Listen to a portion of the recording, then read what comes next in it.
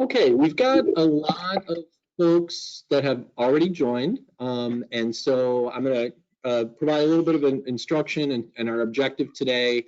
Keep in mind that we are recording this, and I will be sharing a link to the recording as well as the PowerPoint deck that we are using. And I do want to mention that many of the slides are quite text heavy, and that was intentional because we wanted to make the PowerPoint slides a resource in themselves. We'll be going over a lot of details, pretty much just focusing on high-level issues. But I do want to emphasize that you have my contact information, and I can follow up with you on anything after this or connect you with some of our other presenters today. The other thing I wanted to mention, if you look at the menu that you should be able to see on the right of your screen, and there's an arrow at the top where you can expand it to the left or not. We have you on mute, so we will ask that you put any questions you have during the presentation into the chat. If we have time during the presentation, we will answer those. If not, we'll try to get to them at the end, or we will follow up after the webinar. The other thing you'll see is there's a drop down for handouts, and I have attached 5 handouts to this webinar. I will be sending those attachments also with the email that has the link to the recording and the PowerPoint slides. And I think those are the main items that you would want to be looking at during the webinar. There is a questions drop down, and we will be monitoring that as well. We've got our Midwest director, Eric Oberg, which many of you know, on the line.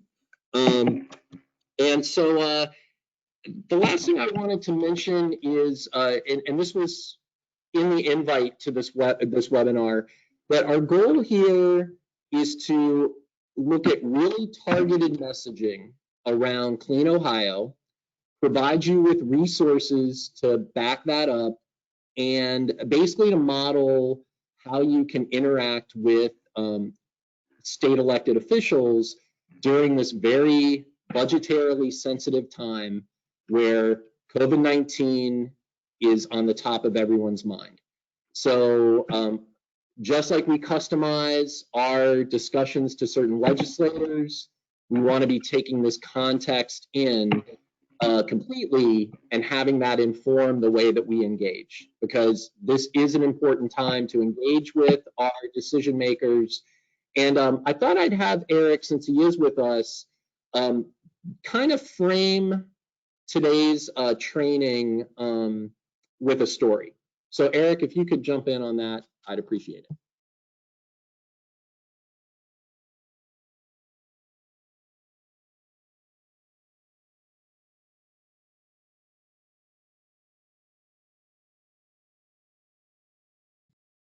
Eric, I think you're on mute. Okay.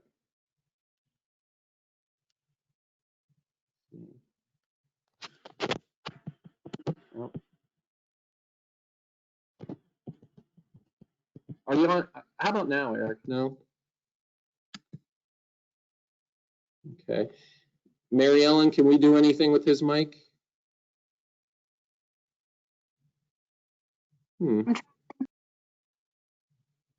Okay. Okay. Well, I will tell the story then. So we did a webinar recently where we talked to various trail managers, and one of the things that was highlighted from a manager in Duluth, Minnesota, was that it's very important that people don't come to him talking about their active transportation plans and sort of the way that they've always done, come to give asks, but rather coming to him with solutions that respond to the coronavirus crisis. And that story was really compelling to us, and I think it's really important that we're all thinking about that as we move forward with our advocate efforts. So having said that, I believe we've got Tracy Freeman on the line. And Tracy, if you want to get us started with talking about the Clean Ohio Coalition.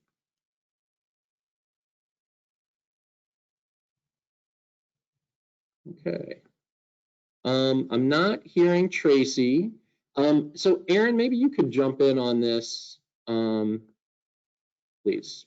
And I'm going to go ahead and share the PowerPoint.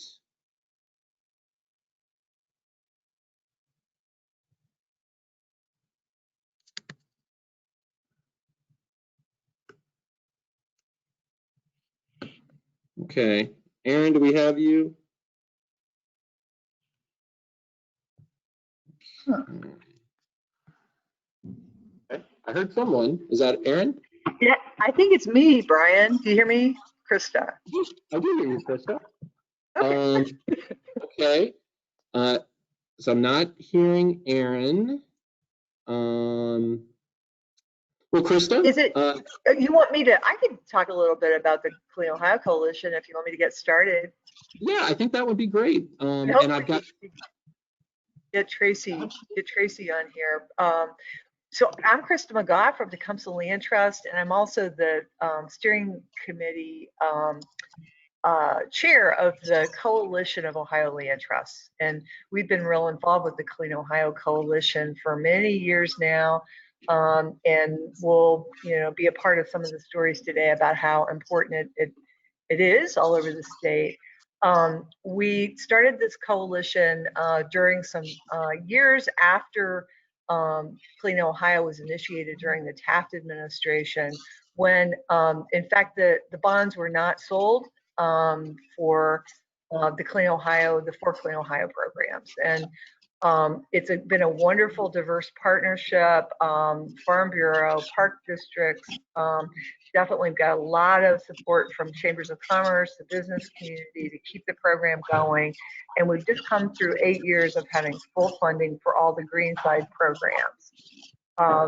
We have stayed in touch with the brownfield cleanup part, and Aaron's going to talk a little bit about that, I think. We are not an incorporated organization. We're nonpartisan.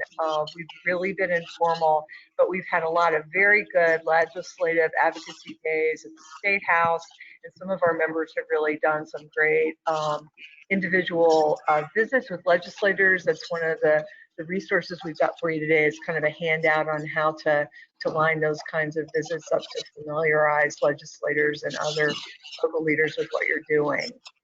I think I'm ready for the next slide, probably.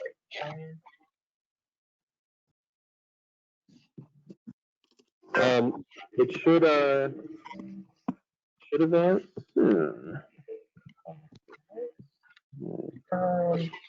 Well, one of the I'm not sure if I can.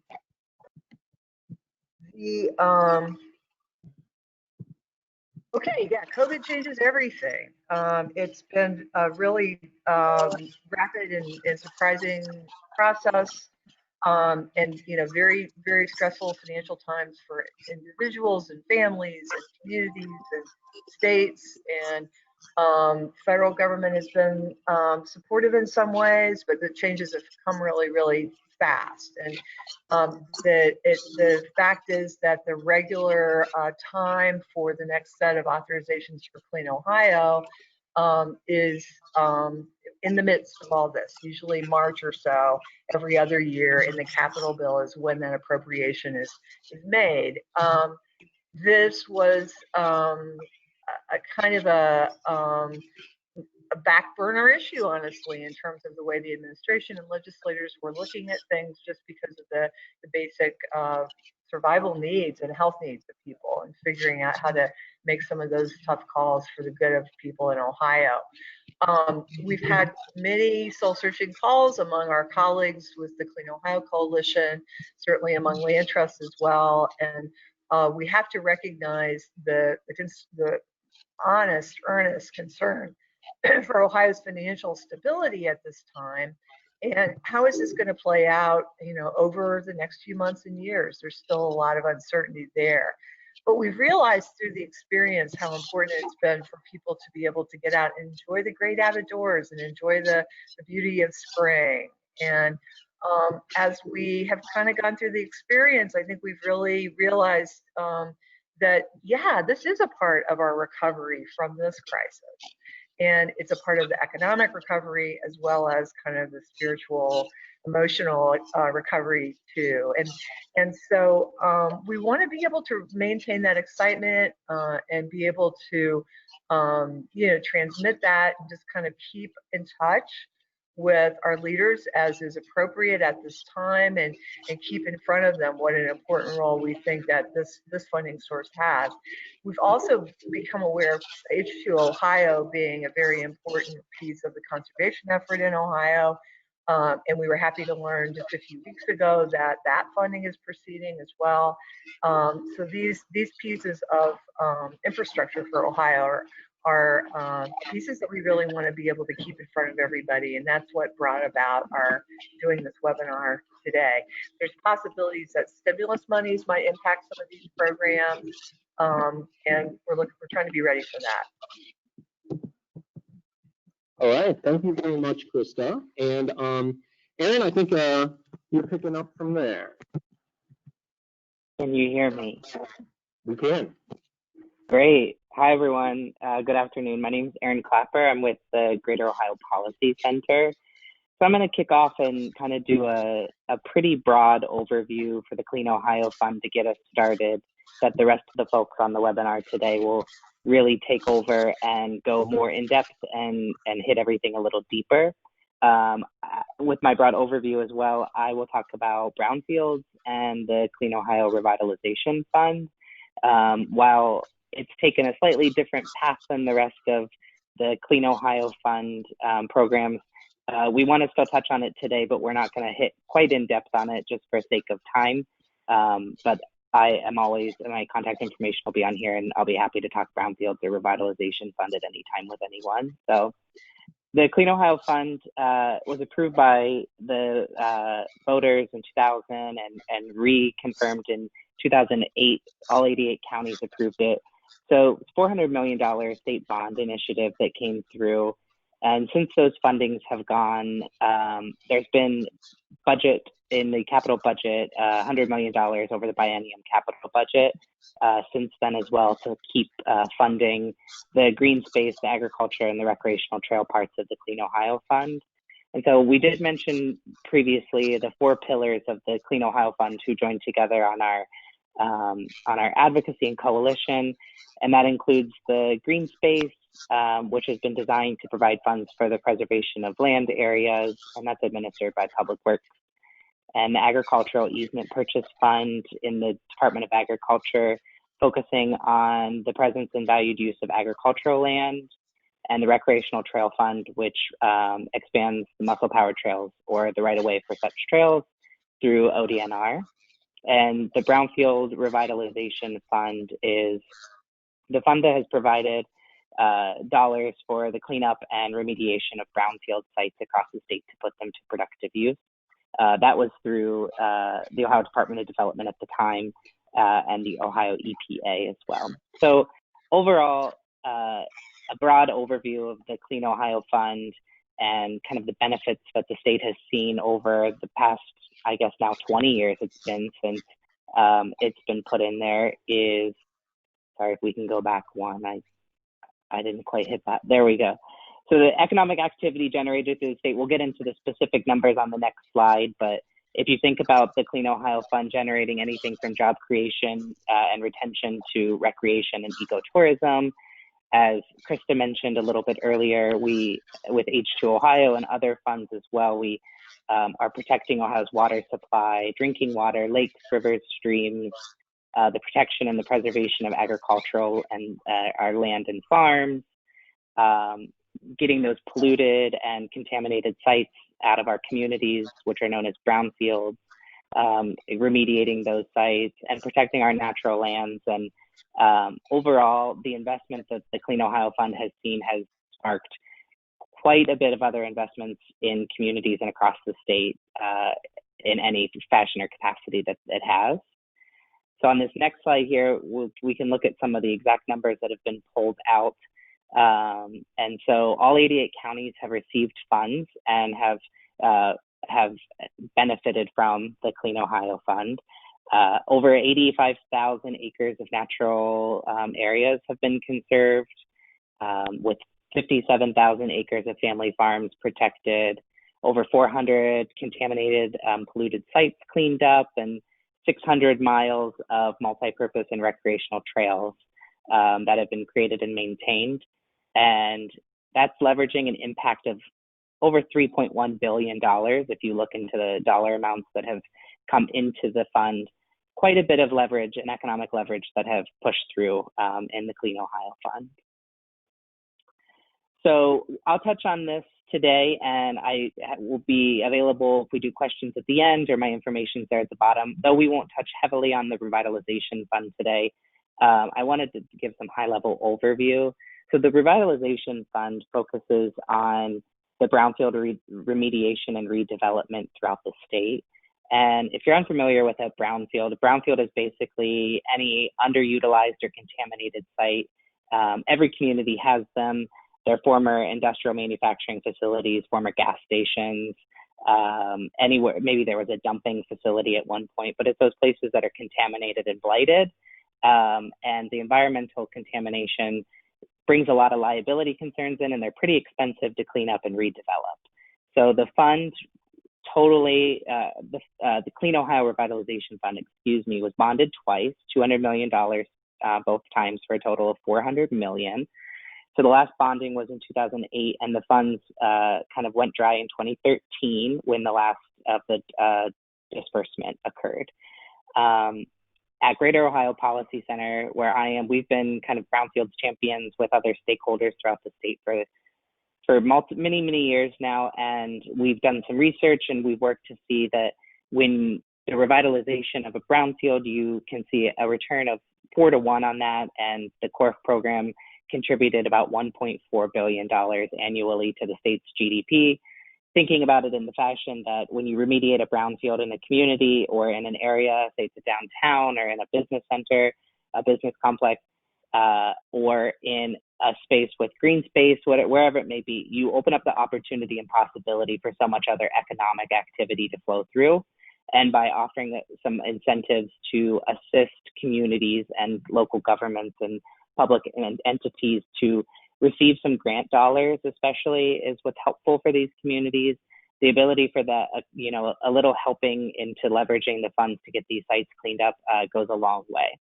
So we've talked about the other 3 pillars of the Clean Ohio Fund have continued through investment in the capital budget and continue to flow. The Revitalization Fund has not seen any dollar amount. There are other state and federal programs that exist focused on brownfield remediation in the state. But what Greater Ohio and other stakeholder organizations around the state would like to see is some refunding for the Clean Ohio Revitalization Fund. And so actually just about last week or a week and a half ago, Representatives Hillier and Swearingen introduced legislation as House Bill 675, which dedicates funding for the Clean Ohio Revitalization Fund. So that is on its kind of separate trajectory path moving, but still a vital portion and part of the Clean Ohio Fund. If you'd like more information, our website has tons, and you can always reach out to me to learn more about brownfields and the flow that the Revitalization Fund is on. But with that, I think I kick it over to, I'm not sure who's next, Brian.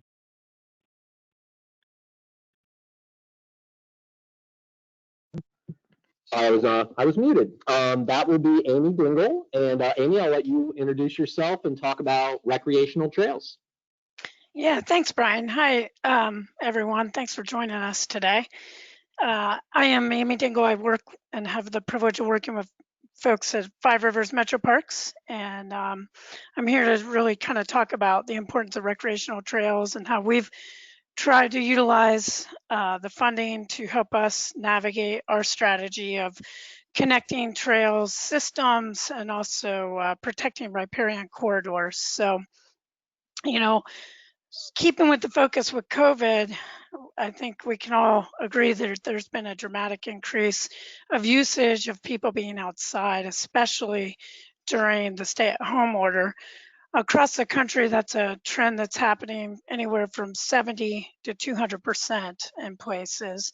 And it really kind of highlights the importance of this critical infrastructure for continuing to have funding and growth for trails to be developed to allow people to get outside and allow us to continue to keep those trails maintained and continue developing them for users all over the place to get outside and recreate. We're hearing from public officials that, you know, they're emphasizing the need to prioritize. You're going too fast, Brian. There you go. Go all the way back. Prioritize physical and mental health, and especially in response to this pandemic, parks and trails really are vital to the importance of people getting outside, lowering their anxiety. 30 minutes of exercise really helps reduce their anxiety levels, their stress levels, and it's important for us to be able to use this funding to make the trail structures, whether it's paved trail system or natural surface, water trails, those spaces be relaxing, clean, and safe.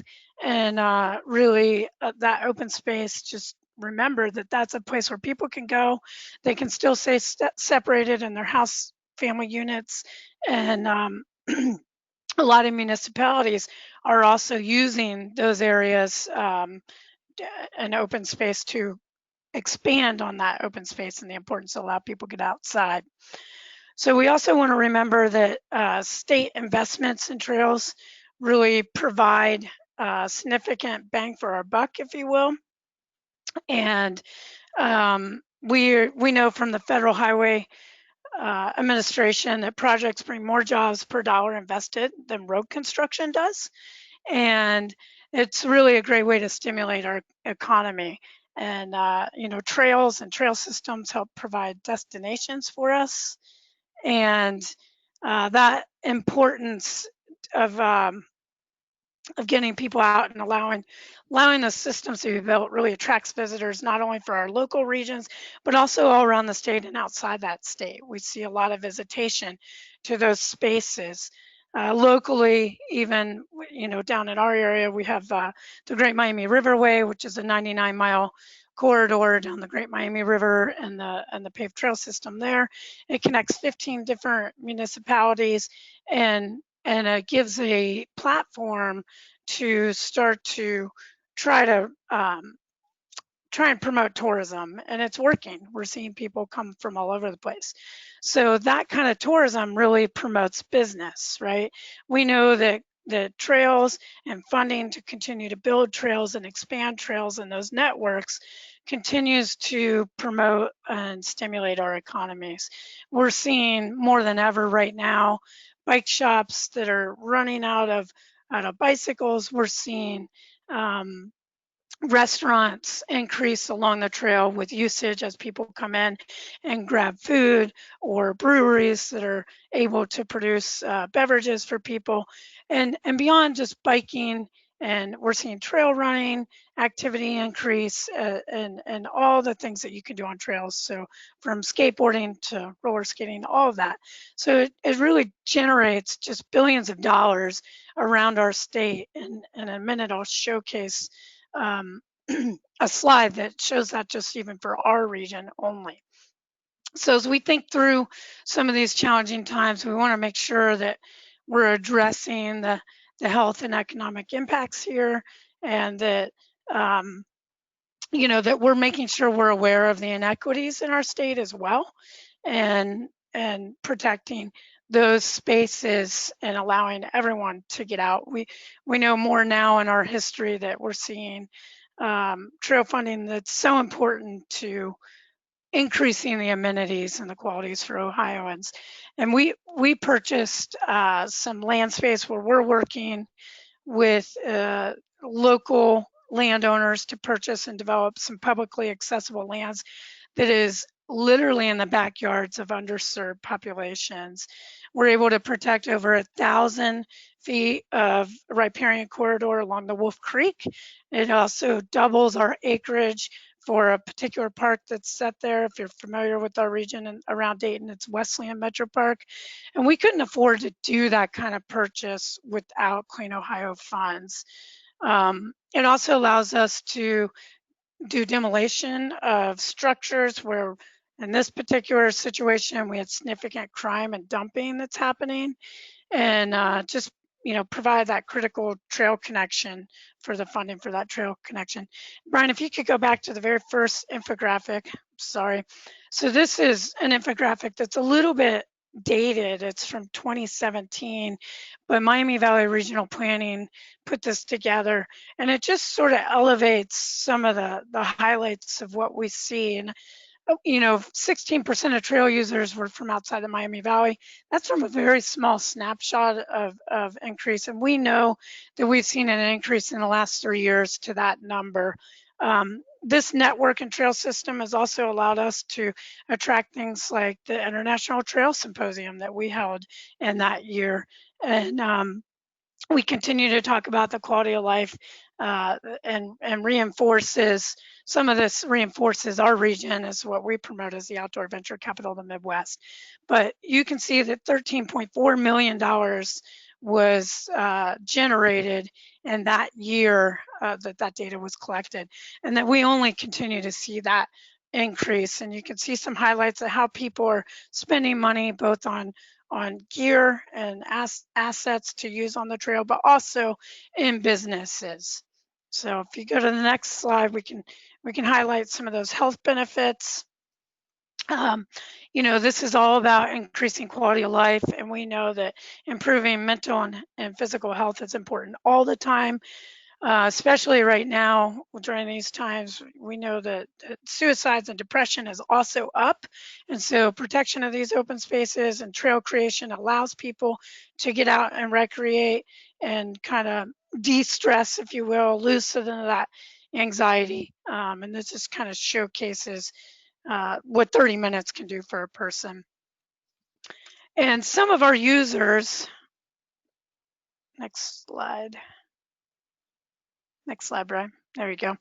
For our region, this is just highlights some of our users. So it is primarily cyclists, but we're also seeing runners and rollerbladers and skateboarders and walkers all along our trails. So lots of people are using it every single day. Of course, while the weather's nice, it's increased, but they're using it all year round. So just wanted to point that out. And my last slide here is really just highlighting our regional trails. We're fortunate to have a connection of over 340 miles of connected trail. More of these connections just help us kind of continue to make it strategic, and it also helps elevate the Ohio Comprehensive State Trail Plan and making those connections around the state, not just for our region, but we're making those connections everywhere. We're also making connections from neighborhoods, so increasing those veins into the main arteries of trails, allowing people to get to a trail easily. But we also want to highlight that it is important as we use these dollars and put in these trails, either paved or natural surface, riparian corridor, open space, river corridor. We want to do it in a professional manner where people continue to see that they're clean and safe and that they're maintained. And without these dollars, we can't continue to do that. The biggest thing I want to highlight on this slide is, again, this is data from 2017, but you can see that the trail visitorship annual basis is over 790,000 visitors. And that is just a snapshot in time from 3 years ago. We know that that continues to increase. We know we continue to draw. Ohio is special, and we want to continue to work on protecting some of those spaces. And one of the last things I'll leave about that is one particular project we're working on is a riparian buffer on the Stillwater. It's a very densely populated area with residents, and it's hard to make the connection of the trail all the way through the system.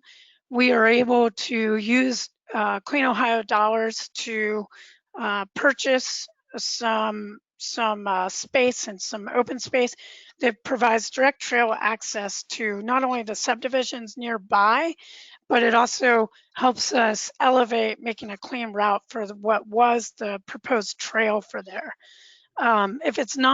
If we weren't able to use these dollars to protect that, it is zoned for more residential development, and that would continue to encroach on our river and that riparian corridor, putting it in jeopardy and all that aquatic habitat in jeopardy that surrounds that.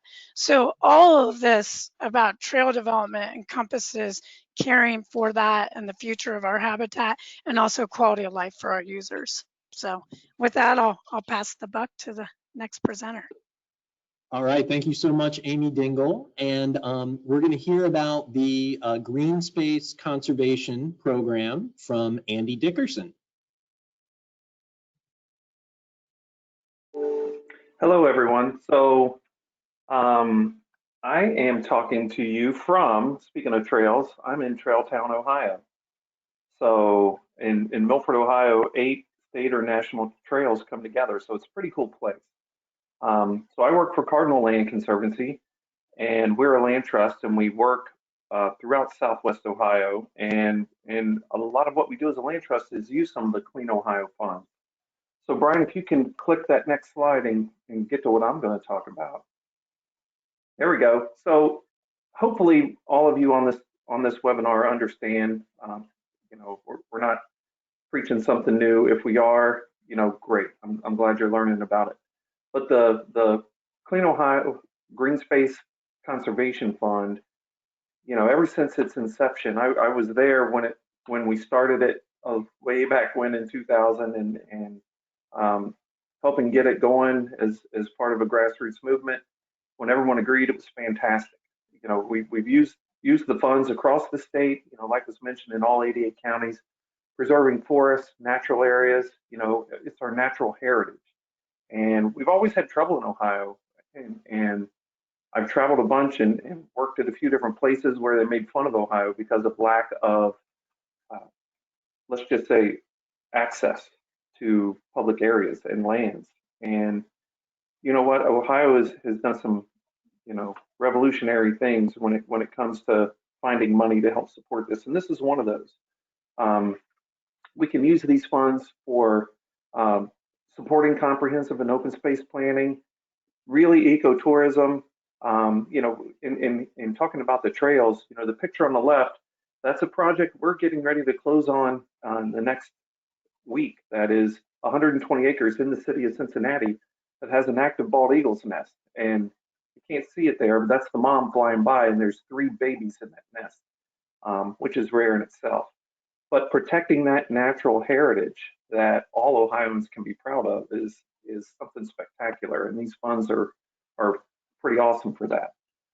We also use some of the funds for pedestrian and bicycle passageways, and you know, I'll say that you know, all the properties that we've used Clean Ohio funds for do have a trail on them. They're passive recreation trails, but we still encourage use of trails and people getting out. And because it's not mandatory that the funds be used for this, but it definitely, you get more points for providing safe areas for fishing, hunting, and trapping in a manner that provides for a balanced ecosystem. So utilizing these funds in a way consistent with how Ohio wants to manage their natural resources, it's a pretty neat deal. And I won't go into a ton of scoring, but I will just highlight quickly, there are 19 natural resource assistance councils across the state of Ohio. And each year they get approximately $2.2 million per district. Of course, it's divided up mostly by population. So the cities like Cincinnati, Columbus, Cleveland, one county is one district. But you know, South Central Ohio has 15 counties in it. So you know, it is kind of a way to use the money, how, you know, spread it around to where the voters are in the state. And there are points. There's a point scoring system that there are points awarded if you work in an area that lacks access. And There's points awarded for endangered species. There's points awarded for riparian protection. And each NRAC has its own ability to give even more points to local priorities. So it's a power of the program that we all like.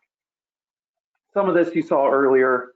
I wanted to put this in there because funding of this program, you know, without having an MBA, you know, it is kind of like it was like a Rubik's Cube to me. So I put this in there knowing that you can download and read it later. But basically, it's based on issuing bonds, and we can, you know, when I found out, don't get me wrong, we at COAL and on the coalition, we've talked about, you know, the sensitivity of the state going through a budget crisis and a health crisis and a social crisis. Do we ask for money for this program? Is that insensitive or not? Some people think it is, and some don't. And what I will say is hopefully you're on this webinar because you care about this program, you care about its role of not just the program, but in green space, and that role green space has played in getting people through the crisis. So basically, for about $9 million of debt service, we can get $100 million of appropriation that will keep the program running into the future. Right now, as of this morning, House Bill number 670 was in the Finance Committee in the House for its third hearing. Maybe they will vote the next time it gets heard. What that does is that will be in a reappropriation. It will let us spend money that's been promised, but not doled out yet. So for Clean Ohio projects that aren't finished spending the money or still need money for management, if this reappropriation bill doesn't pass, they won't be able to utilize those funds. So we have high hopes for this, and I think it will pass, you know, yet this week or next. Now, the new funding for Clean Ohio funds in the future, that's uncertain, and that's dependent on a capital budget bill, which we don't know, or I don't at least, as the time I put this slide together, what the situation of that might be. It could include money for Clean Ohio bonds. It could include a reduced amount or none. And right now we're expecting or hoping we might get a capital budget this fall, and we'll have time to convince our state representatives that this is important, and for that $9 million of debt service, we can keep that money rolling. So that is it. Thank you so much, Andy. And we are going to next hear again from Krista McGall about farmland preservation. Great, thank you. One of the reasons that we wanted to do this today was to make sure to encourage everybody to get to know their legislators, even if they haven't before. And one of the handout materials I just want to underline is one that Western Reserve Conservancy up in the northeastern Ohio area put together for the celebration of the 500th farm that was preserved with this part of Clean Ohio. It was a really nice event, and we asked them, could they just sort of put together like a little bit of a check sheet, you know, about how do they go about scheduling these visits. They cover a lot of counties up there, I think 20 or more at this point. But they're really good about keeping in touch with their legislators. So one of the big takeaways today is that we want to encourage you not just to, you know, get in touch as far as phone calls and letters, but also to get people out onto the land. Because one of the stories about agricultural land in Ohio is that it doesn't only produce agricultural products. It's a really important part of our overall natural heritage. And a lot of our special places are a part of privately owned places. And the farmland preservation piece of Clean Ohio really has addressed that. And we hope we'll be able to continue to do that too. And I've got a map that I think is a good illustration of that. Only 3% of the entire Earth's surface really has the prime soils and the water access that's necessary to be highly capable of producing food. If you travel very much in the world or in the United States, you kind of see a lot of desert out there, a lot of rocky areas that are just really pretty much impossible to till or do any kind of large scale agricultural operations on. Half of our land in Ohio, in Western Ohio, is of that quality. So that's quite an amazing thing. Whatever agriculture looks like in the future, and it is going to change. The concept is that these lands are going to be available for both the agriculture and the eco services that farmland provides. And so that's a really important sort of natural resource piece of farmland preservation. Very quickly with the COVID crisis, we do a lot of work in our area around local food, trying to really feature local farms that are doing direct sales or working with restaurants and stores in the area. Right away, our community started to network about getting local food delivered to people in need. The concept that that people could be in a food security crisis very quickly was something that was just really dramatic to people. Those of us that went into a Kroger store, for example, it was rather shocking to see no meat, no pasta on the shelves. Our supply networks are really not ready for this kind of a situation. And kind of back to the last slide there, not only do we have the COVID crisis going on, but the instability of global markets for agriculture in recent months and years have been very scary. We do not know what's going to happen in terms of global economic relationships and deals with China, with much of the world. But what we did see with this crisis was that, wow, we actually probably need to be able to have local food networks that can feed us in an emergency at any rate, and perhaps that can be a better part of our economy on an ongoing basis. So the next slide, then we get at kind of that food insecurity piece that we sort of hope will continue.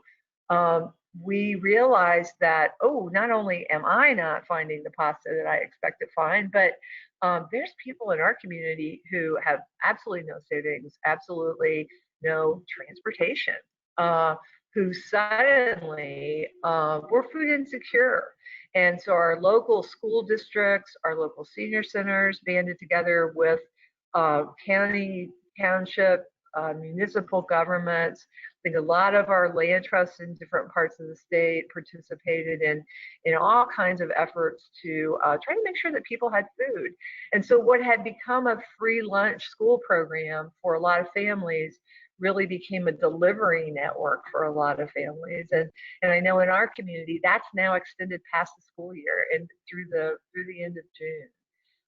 So that awareness is just something that, you know, you don't wish for an emergency, but boy, we really have learned a lot.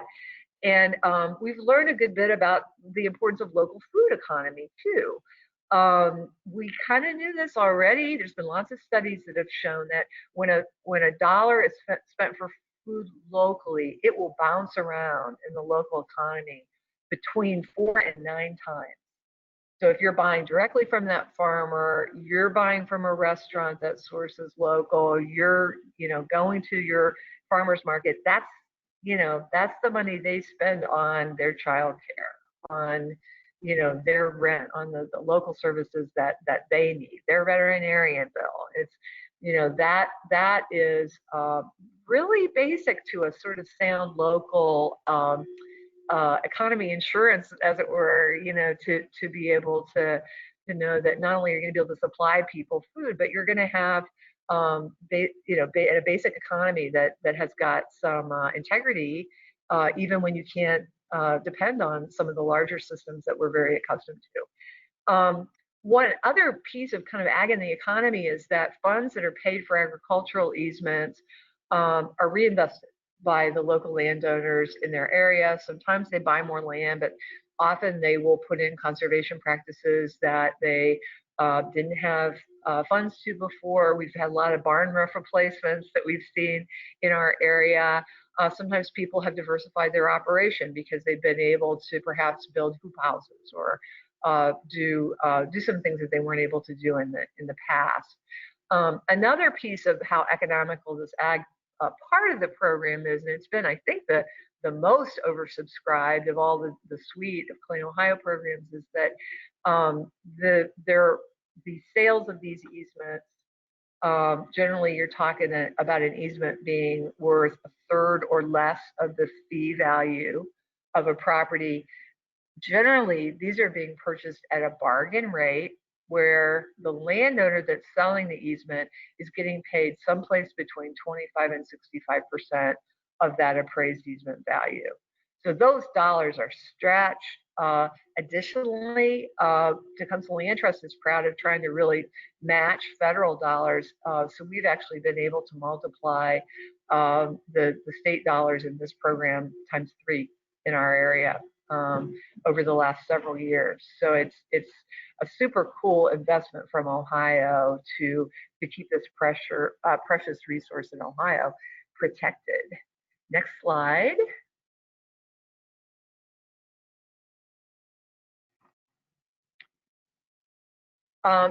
One of the things that was especially winning in our area when we first started talking about farmland preservation was that it would save in infrastructure costs. There's been several cost of community services done through American Farmland Trust. There's some great handouts that are available on these. And essentially, our county commissioners in Clark and Greene County that we've worked with from the beginning were pretty aware that sprawling out became very expensive for them very quickly. They had to take water and sewer to more and more places as time went on, especially kind of rural suburban development could end up being very actually expensive for them. And taxpayers don't want to be responsible for extra infrastructure costs. At the same time, then we saw abandoned inner city areas. Springfield has been, in Clark County, have been beneficiaries of all of the funds, especially the Brownfield Fund was important in creating a space to put a new hospital downtown in Springfield. So just a real multiplier effect when you're preserving the farmland in the countryside, and then you're able to redevelop in the cities. Additionally, the farmland stays on the tax rolls, and over time, as we develop more land, no argument with developing land in a strategic way, we have more impervious surface. And this spring looks a lot like last spring. It looks like we're going to have a lot of floods. We're having bigger than experienced in the past rain events. And this all is going to result in cost to homeowners, cost to neighborhoods, to local government at every level, and in emergencies, federal and state government as well. So that investment in the infrastructure of land that is able to absorb water in big rain events and the practices that make that possible are pretty important too. Lastly, the eco service potential is very high for agricultural land. It is really where the majority of the remaining wildlife habitat corridors exist in Ohio. It is where there are many wetlands, and I think in our H2 Ohio piece we'll talk a little bit more about that. Some of those are being restored as functional wetlands, but we basically get a good bang for our buck in terms of preserving those farms that have those natural features that are a benefit. Some of those properties have woods. We've done a number of combination projects where we have combined CLE Ohio open space to protect wooded areas and use farmland preservation monies for farmland in the same property to be protected. So there's all kinds of benefits of putting those programs together. And American Farmland Trust, again, also has a lot of good information in the area of the economical benefit of preserved and best conservation practices on farmland. They recently published a great study where they said 50 times of the carbon sequestration that's possible on development land happens on farmlands routinely. And the better you do with your conservation practices, and the more that you have trees and other permanent plantings, the greater that's going to be increased. And water quality has been on our minds for a long time, certainly with H2 Ohio. And this next map I want to kind of point to as an example where we see several of these factors coming together, including water quality preservation. This is the biggest block of preserved farmland that we've preserved, and it's pretty close to 5,000 acres here in Clark County, eastern Clark County. To your right is the beautiful little farmburg of South Charleston. That block has got the headwaters of the Little Miami going through it. Those areas are very steep, not navigable, but they have streamside forest all along the river because those areas really can't, for practical purposes, be farmed. So we preserved all of that block with the exception of those two lighter green properties with agricultural preservation money, so that there really wasn't any Clean Ohio open space or other riparian preservation money that went into that. The two lighter ones also had some upper river fund money along with federal dollars and some state dollars that went into those projects. So we're real proud of that. And from the Clark County perspective, Springfield is over to the west on that map.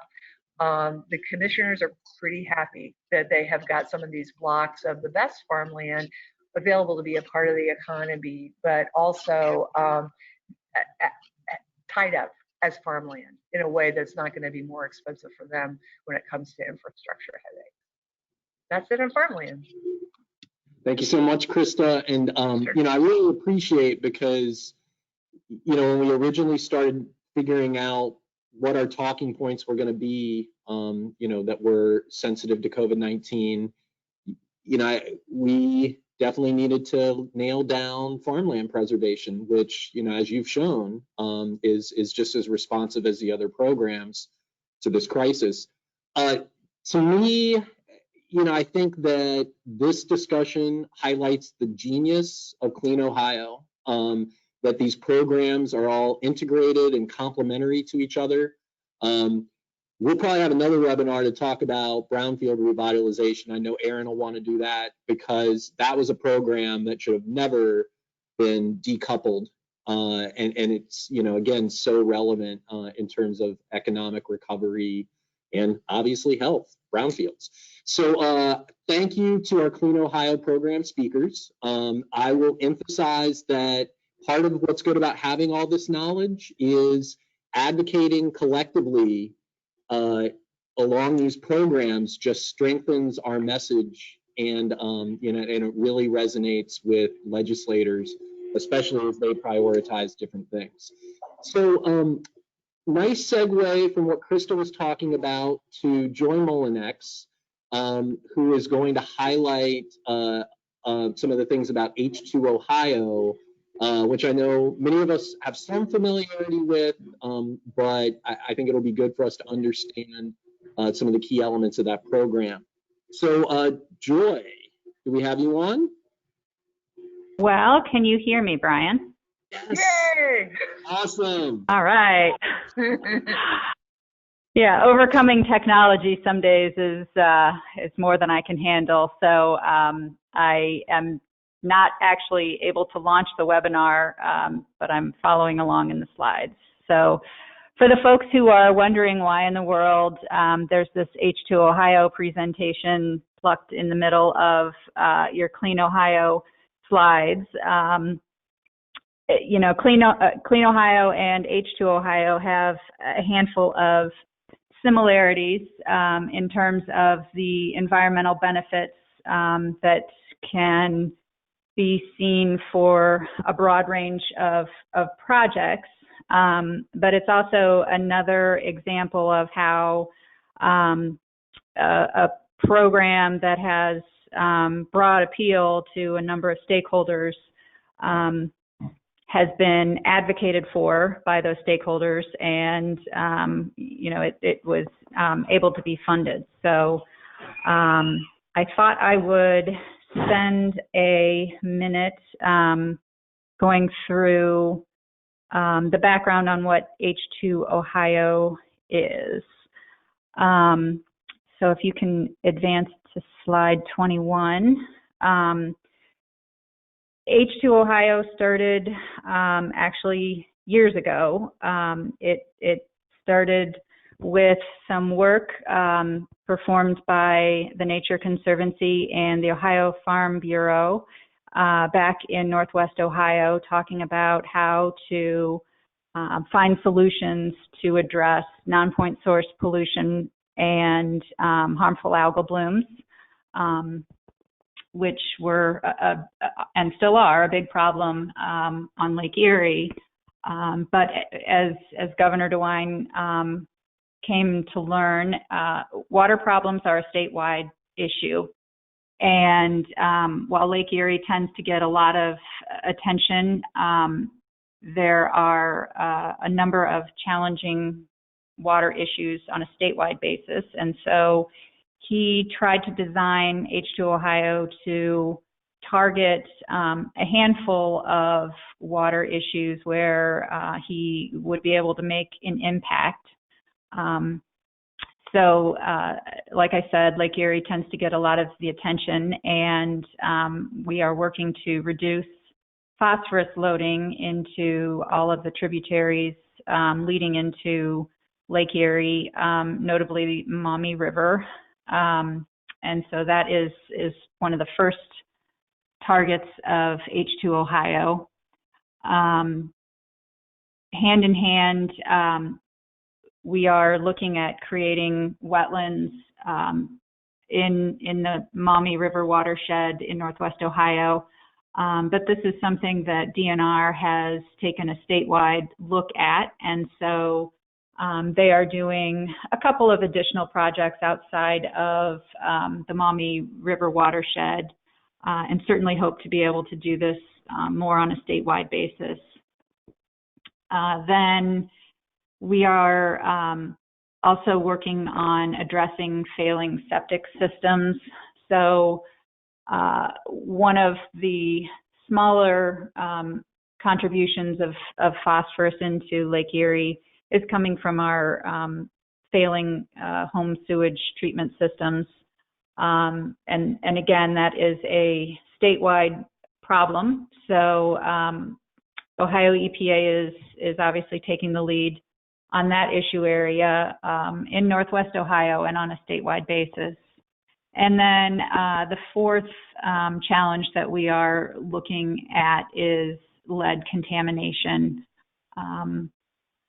Certainly, the situation in Flint, Michigan raised this issue in stature a couple of years ago. Like Michigan, Ohio has a lot of old, aging infrastructure that delivers our water. Some cities have done a very good job at replacing their pipes and getting the lead lines out, and certainly ensuring that the proper chemicals are added to the water to prevent leaching from those pipes. There are some additional challenges in terms of the lines leading from the city's pipeline into residents' homes, and this has been a challenge for those neighborhoods that are dealing with financial issues all around. So those are the four issues under H2 Ohio that we are hoping to make some inroads on and provide safe and clean water for all Ohioans. They address certainly public health needs, and then in terms of what advocates have been saying, there's the health needs, but there's a lot of economic benefits surrounding water as well. So next slide. When Governor DeWine came into office, the state was operating at a budget surplus, so times have certainly changed in a year. But at that time, there was $172 million that was set aside in the operating budget for H2 Ohio, and it was divided out for Ohio EPA, Ohio Department of Agriculture, and the Ohio Department of Natural Resources to address the 4 priorities in the slide we just got through. The legislature was certainly on board with H2 Ohio, and so again, going back to the fact that H2 Ohio is a good example of how all of the advocacy work can come together for success. The H2 Ohio program was the result of numerous stakeholders really coming together and talking to the General Assembly members about the importance of water and what an H2 Ohio type program would mean for communities across the state. And you know, I am truly impressed by the number of advocates who came to Columbus to talk about H2 Ohio, and you know, the additional meetings that were set up in order to get H2 Ohio across the finish line last year in the budget bill. So if you can advance to the next slide, I will go a little deeper into what each agency is doing with their H2 Ohio funding. So I mentioned that Lake Erie tends to get a lot of attention. I think one of our big concerns is that if H2 Ohio is not able to address our algal bloom issue in Lake Erie, we will run into a challenge with future water programs. And so we are certainly spending a lot of effort on making sure that we try to do things in the right way in terms of addressing nutrient runoff. And we spent a lot of time trying to think through how to address the nutrient runoff. Up until now, the state has invested a lot of dollars in upgrading the water treatment facilities along Lake Erie. And some of you may have even seen articles about, you know, the billions of dollars that have been spent already. And we have not gotten the nutrient reduction that we need to stop algal blooms. And, you know, we came to the conclusion that, yes, those water infrastructure upgrades were absolutely necessary. There's no disputing that. But if you're trying to target those nutrients that are running off the ag fields, we should be using H2 Ohio dollars to deal with that source of phosphorus loading. So the Department of Agriculture is using its funds to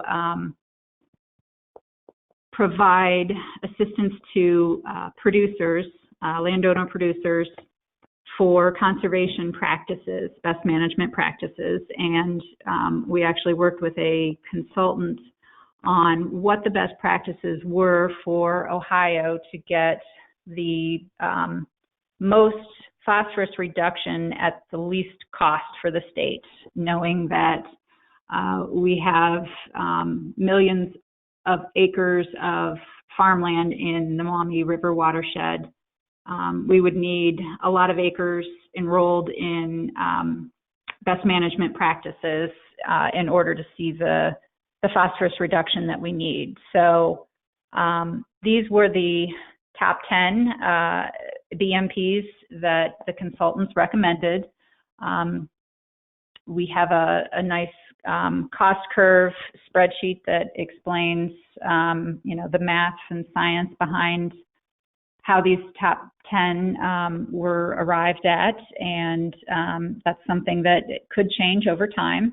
But at least in year one, this is what farmers were able to sign up for, with the exception that numbers 6, 9, and 10 are not being offered.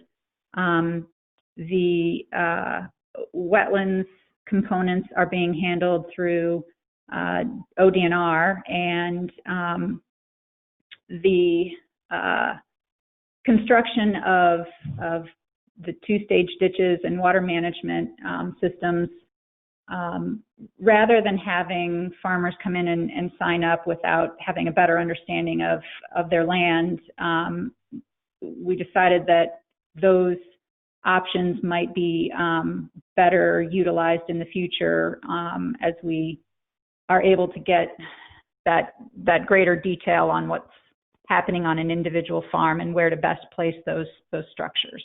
So ODA completed its signups, and there were nearly 2,000 farmers in Northwest Ohio who signed up for practices. So we feel like we picked some of the practices that have overall utility for farmers. Next slide. So this is Ohio EPA's bucket, and they received the smallest share of H2 Ohio, but they are using it for assisting those disadvantaged communities for their drinking water and wastewater infrastructure, as well as the failing home sewage treatment system grants that will go out to the local county health departments. They are also working on some programs with one of our major metropolitan cities to utilize some federal assistance to address lead line exposure, and so the federal money can only be used to locate the problem, and then H2 Ohio dollars would be used to go back in and actually replace the lead lines once they're found in daycares and schools. And then the third piece that Ohio EPA is working on is the technology and monitoring capabilities. So we have a system of tributary gauges that collect a variety of information, and we also have some rain gauges that are operated by USGS. So Ohio EPA has been evaluating our network capabilities, and they are putting a couple of stream gauges in, as well as contracting with USGS for additional rain gauges. And then there is a piece on technology. We've been approached by a number of entities with technologies that they argue can fix the harmful algal bloom problem in Lake Erie. And so we are going to be hiring a third-party contractor who can vet some of these technologies, just because the scope of all the technologies exceeds what some of our agency staff feel like they have the capacity and capabilities to review. And the next slide, please. So the third big piece of H2 Ohio is wetlands. So to help with the nutrient loading up in Northwest Ohio, ODNR is developing a couple dozen wetlands restoration projects. You can see all of the nice red and blue stars. So the blue stars represent coastal projects, coastal wetlands projects, and then the red stars are their non-coastal statewide projects. So the coastal projects were being designed and developed by the Ohio Coastal Management Office, and they had a little bit of a head start in that the office had been starting to design these a couple years ago, recognizing that wetlands could be part of the solution for the Lake Erie algal bloom challenge. And so they're a little bit farther along than some of the red ones. ODNR is actually about to break ground on the Fruth Outdoor Center wetlands restoration in mid to late June, which is very exciting. They have developed a internal process to vet the projects that a number of you have probably discussed with their team already. The wetlands are being designed to capture nutrients, and then there are habitat benefits in addition to that, but they're really trying to push the nutrient reduction component of the wetland design. And while they were given quite a bit of money, they also unfortunately are not able to take on all projects. So I know there are a number of projects both in Northwest Ohio and on a statewide basis that are good wetlands projects that they would love to be able to tackle when additional H2 Ohio dollars become available. So that is H2 Ohio in a nutshell. Like I said, it has been a great example of a number of stakeholders coming together to help us advocate for the program and get some of those funding dollars. Given where we are with the coronavirus and the state budget situation, the long-term funding situation for H2 Ohio is a little bit of an unknown. We have some additional funds that we had received for year 2 funding. We are not able to spend those at this time. We may be able to, or they may be taken from the H2 Ohio bank account and utilized for other agency efforts. And so I guess the optimist in me says that the state budget will at some point turn around and we will be in a position where H2 Ohio will be getting additional state dollars, and we'll be looking to many of the advocates on the phone to help make that happen. Thank you so much, Joy. So that is all I had. Yeah, thank you. And yeah, I want to emphasize, as you did, the fit between Clean Ohio and H2 Ohio. And, again, I think having this in our sort of, I guess our collection of things just, in my mind, strengthens our position. Hey, Joy, let me ask you real quick, any insights on how to best advocate and engage the governor? Well, I think the Clean Ohio advocates actually have that figured out pretty well. It is good to be able to come in with that array of interests from, the farmers to the brownfields users to the folks using trails and the green space dollars.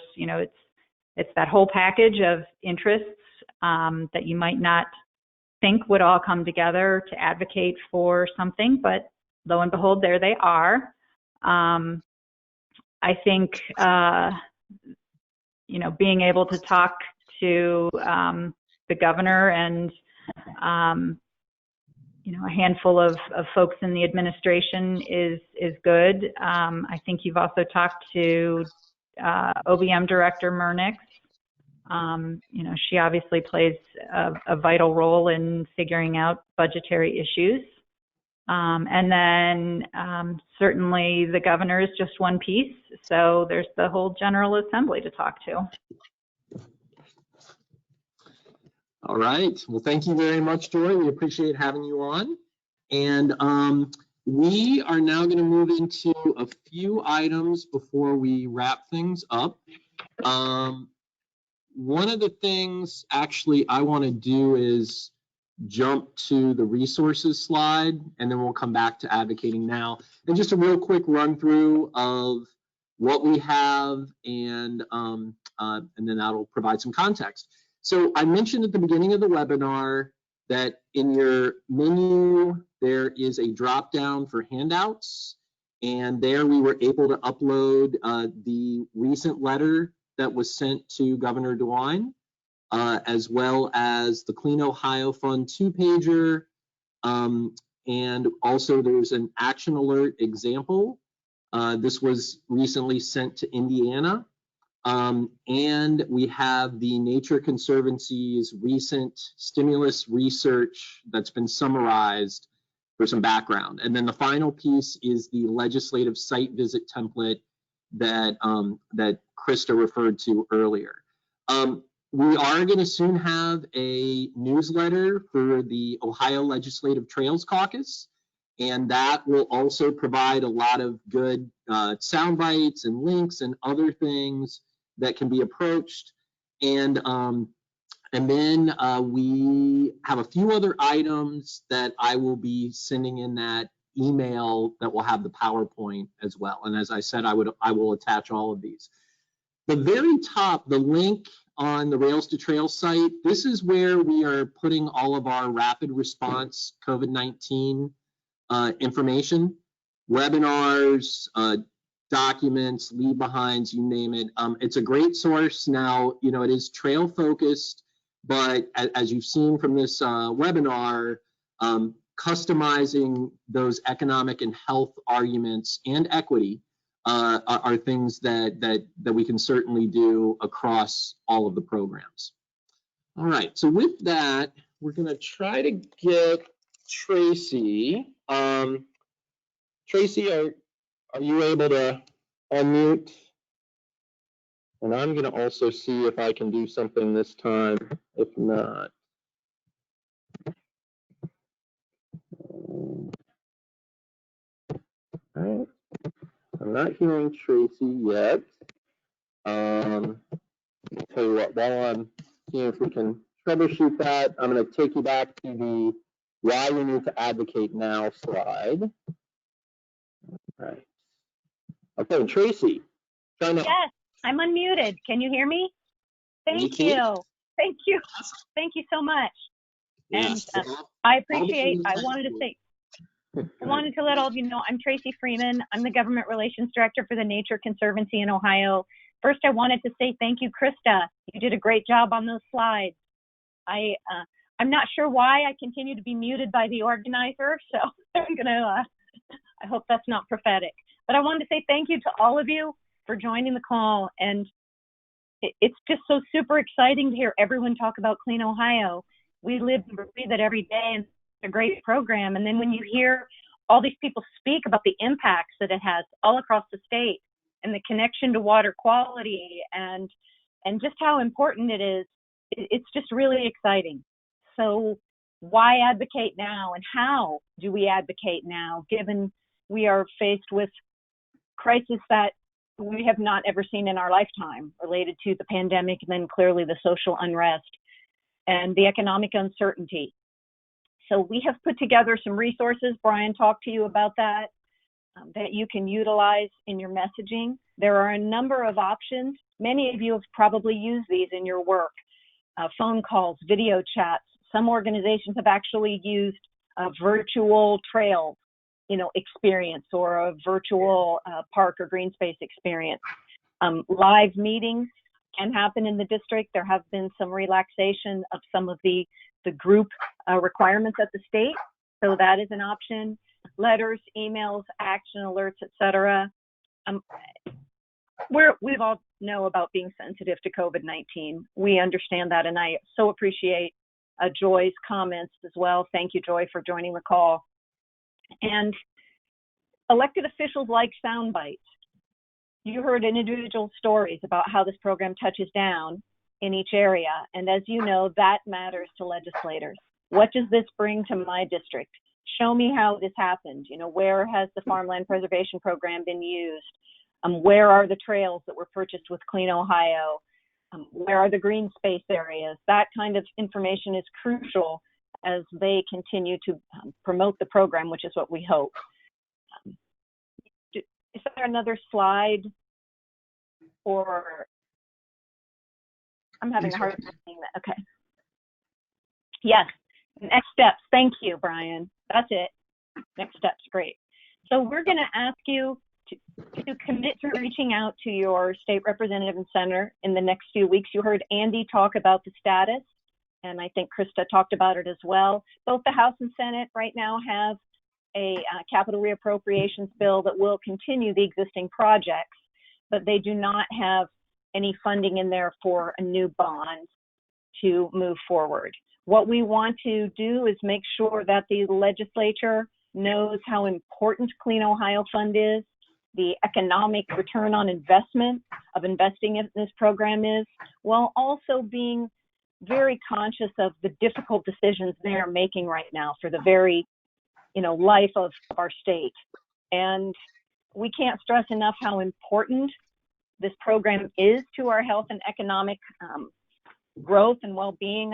One of the resources that you have linked to is a research paper that TNC put together, and it has some just unbelievable facts, and they're all data-based. We've listed all the sources of how the health and well-being of these kind of spaces what they mean to people. Like people who live within 0.6 of a mile of green space see lower rates of 15 major diseases, including heart disease, diabetes, and depression. And as we come out of we're still in the pandemic, but as we come out of it, we certainly know that people are feeling those things. And how are we part of that recovery? You heard about the return on investment. There are a number of other resources. Share this information with your networks. I was so excited when I saw how many people were joining this call. It's great. And thank you again, Chris, for talking about the Clean Ohio Coalition. I'd like to urge any of you that are interested to join the Clean Ohio Coalition. You can email Brian or me, and we talk once a month. We talk about political strategy and how to share our messages, but we also talk about challenges in the program, how we can make the program stronger. What have you experienced at the local level? And we work very closely with the Ohio Public Works Commission on that, and they have a very open door to our coalition and to our suggestions. So I would urge any of you to be part of that coalition that you want to, and you can join our calls, and we ask for an agenda ahead of time. We'd love to have more people. We have such diverse members as the Parks and Recreation Association, the Ohio Farm Bureau, land conservancies, municipal organizations, community development. The more diverse the membership is, the more we demonstrate how widespread the support for this program is that has touched down in all 88 counties. So I think I have covered what you guys were hoping. Yeah, thank you so much, Tracy, and what a great summary of just kind of what those opportunities are in the next couple weeks in particular. I did want to, since I'm an elected official, and some of you know I'm the council president in Yellow Springs in our chamber right now. The comment about the sound bites, I know that that's sometimes a derogatory word, but I mean, the reality is, especially now, all elected officials, local, state, federal, are just being blown away by everything going on. So being able to deliver this message succinctly and clearly is the ultimate goal. So, you saw in a lot of these slides, a lot of detail and text, but again, the idea is to absorb the overall concept and then break it down in a way that makes sense to you. Bang for your buck, if you like that, whatever. So I really appreciate all of our speakers today. This is going to be a great resource, the recording here and all the knowledge. So thank you, Aaron. Thank you, Tracy. Thank you, Joy. Thank you, Amy. Thanks, Andy. Thanks, Krista. And it doesn't look like we're going to really have time for questions, although we haven't seen many, if any, in the chat or the questions box. But I expected that we would need a lot of time just to cover all these high points. So don't forget, you can always contact me. I can get you in contact with people you don't have their emails. But I also wanted to thank Mary Ellen, who's in the background trying to help us troubleshoot. And she's in our DC office. And she actually sends out the Trail Expert Network newsletters that if you haven't signed on to, it's a great resource. And finally, I want to thank Eric Oberg, who we didn't get to hear from right at the beginning, but I think we will now. And, you know, kind of the point we started with is a great one to wrap up with. So, Eric, I'm going to let you take us out. Great.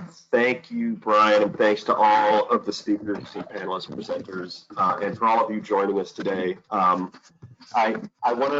I want to end again referencing what I was going to say at the beginning, and thank you, Brian, for picking up with the technical difficulties there. When the pandemic started, we were doing, and we continue to do, a lot of outreach nationally to local elected officials, park and trail managers, and we've been doing a whole lot of outreach, a whole lot of talking, but mainly a whole lot of listening.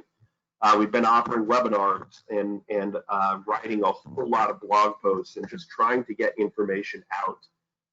And the city administrator for Duluth, what Brian said at the beginning really struck us, and I think it is still every bit as important as it was. And this was the end of the first week, really, of when stay-at-home orders and quarantines were put in place, when it was really crisis and triage mode for elected officials and park and trail managers. They were in full crisis and triage mode. Didn't really know what to do. We're reaching for solutions and creative strategies for how to deal with the problem. And he made it very clear. Do not go, and I think this is still very true, we cannot, as advocates, go to elected officials and leadership with a active transportation, a trail, a conservation message. That's not the lead of the message. The message is we have some solutions to the pressing problems that they are facing. And I think everybody was pointing out today in this presentation the kinds of solutions that all legs of the Clean Ohio program bring to the state. We're coming to our elected officials with solutions to their problems. I will not even begin to speak from a place of expertise around farmland preservation and brownfield. I understand it, but I can tell you from the trail side of things, and I know the green space side of things has the exact same effect. Space has never been more cherished by the people of Ohio, and really this is nationwide. The ability to get outside when we really can't go a whole lot of other places right now. The ability to go outside in a safe way where you can create space between you and other people. The idea of social distancing. Our trails and parks have never seen more use than they've seen in the last 8 to 10 weeks. That's documented. It's documented by local managers. It's been documented by trail traffic counters around the country. We see an average of 200% increase in use from the last 2 months to the same 2 months last year on multi-use trails around the country. That is not stopping. That use is maintaining pretty damn high right now.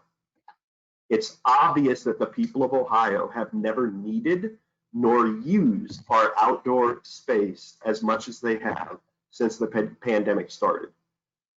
We respectfully, and I think everybody on this call does as well, understand the intense pressure that our state government is under with the budgetary constraints that are facing them now and will be facing for quite a while moving ahead. But I also think that we can respectfully show that part of the solution to this unbelievable and unprecedented problem is not de-investing in safe, accessible places for Ohioans to be outside. It's where Ohioans have turned at the time of need. And we need to find a way to continue investing in these spaces. They've never been more important, and that is only going to increase as time goes on. So I appreciate everybody tuning in. Thank you to the Clean Ohio Coalition partners that made this happen. Thank you, Brian, for playing point. And thank you all for tuning in. The work's never meant more to more people. All of us in this space believe what we do. That's why we do it. That includes all of you that tuned into this webinar. I sure hope you understand how important your work is now. You're making a difference in the lives of Ohioans in a way that many of us hoped we never had to, but you are. You're doing heroes work. Thank you, Eric. Well stated. And I just want to thank everyone again. Take care, be kind, and if you need anything, just reach out and let us know. Have a great day.